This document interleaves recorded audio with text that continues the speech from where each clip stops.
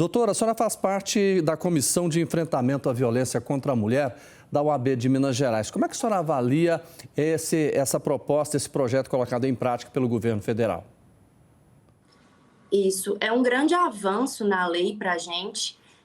Nós já estávamos aguardando que essa lei fosse sancionada desde o mês passado, já estávamos ansiosas por isso, e é um grande avanço porque a maioria dos casos, as mulheres, elas não solicitam medidas protetivas e elas não saem da residência, principalmente por conta da condição econômica, né? Que elas não possuem condição econômica para se manterem e manter seus filhos. Então, com esse auxílio, elas vão possuir aí até o prazo de 6 meses esse apoio do Estado para poder conseguir se recolocar no mercado de trabalho e finalmente sair dessa situação de violência.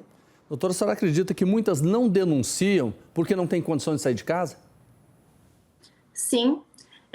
Nós temos vários relatos de vítimas que elas dependem econômica e financeiramente do marido, então se elas saírem de casa, elas não vão ter como se sustentar seus filhos, então elas se mantêm naquela situação de violência justamente por não conseguirem, não ter condição financeira para isso. Doutora, e quais são os critérios que devem ser exigidos para que a mulher solicite e receba esse auxílio aluguel? Então, de acordo com a alteração, o juiz que determinar as medidas protetivas, ele mesmo vai determinar o auxílio aluguel, ele pode ser pago pelo prazo máximo de 6 meses e o juiz que vai determinar qual o valor que a vítima vai receber. Para isso, ele vai levar em consideração a situação de vulnerabilidade social e econômica da vítima, então vai variar de vítima para vítima, de caso para caso, de acordo com a situação econômica dela. Esse período de 6 meses, doutora, é um período suficiente? Assim, poderia ser por mais, mas já é um grande avanço. Então, nesses 6 meses, a vítima ela consegue um local para morar, ela consegue se recolocar no mercado de trabalho.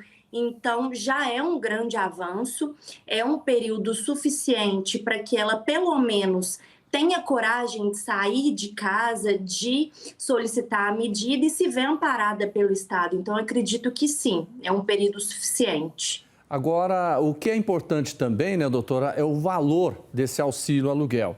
Isso não foi definido ainda. Qual que seria um valor que poderia ajudar realmente essa mulher a sair de casa?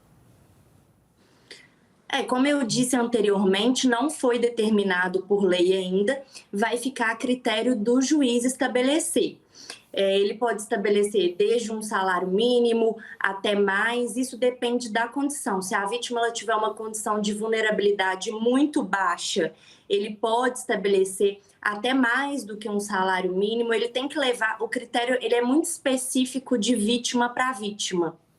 Quer dizer, agora, nesse caso aí, doutora, o que isso pode significar? Vamos trabalhar, por exemplo, a realidade brasileira hoje, que a gente sabe que a mulher ainda é vítima dessa violência de forma muito grave. O que isso pode significar na prática?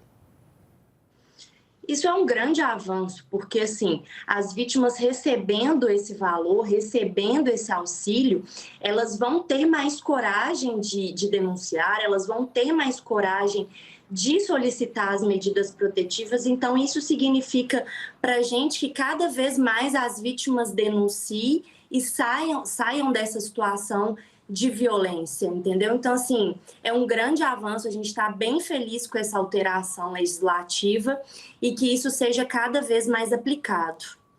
Doutor, eu queria esse é um ponto importante, como a senhora disse, mas é claro que precisa de muito mais. A senhora faz parte desse comitê de enfrentamento à violência. O que precisaria, além disso, ser colocado em prática para que a gente possa realmente combater a violência contra a mulher? As vítimas elas têm que ter cada vez mais consciência que a lei ela está sendo aplicada, que elas precisam ter coragem. Combater a violência não depende do Estado, não depende dos advogados. Nós proporcionamos, o Estado, ele dá medidas que resguardam a vítima. Então, o que a gente precisa é cada vez mais ter essa divulgação de que as medidas elas são aplicadas, que a vítima ela tem esse resguardo da lei, para assim ela denunciar e cada vez mais a gente diminuir o número de indícios de violência e do feminicídio.